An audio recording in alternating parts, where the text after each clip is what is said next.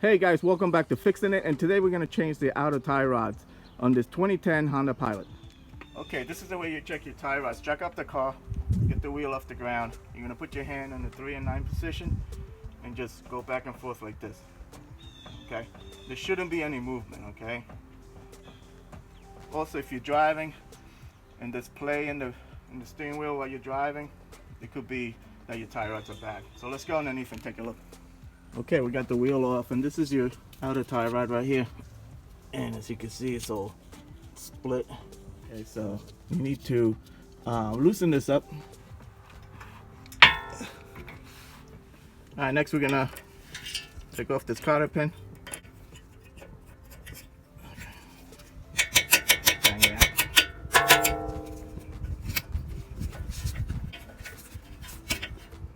I'm using a 17mm socket.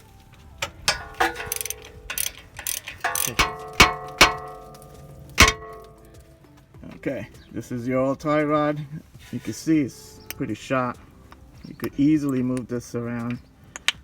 This is what your new one looks like.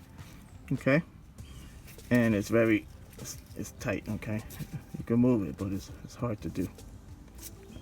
Okay, so what we're gonna do is, that's what it looks like.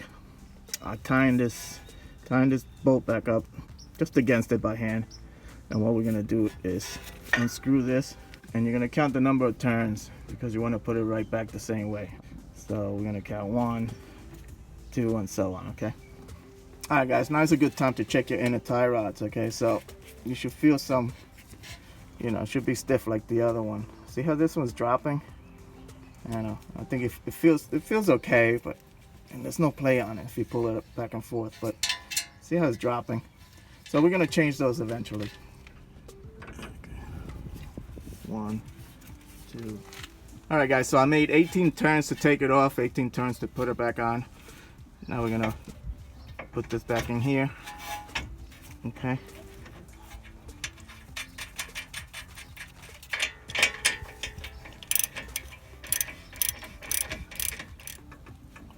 All right, so when it's tight, line it up so you could get the hole lined up for the cotter pin. Now, put the cotter pin in, and now you want to bend these tabs back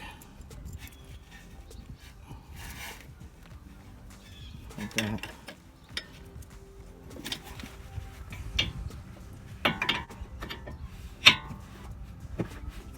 All right, guys, that's what your new tie rod looks like.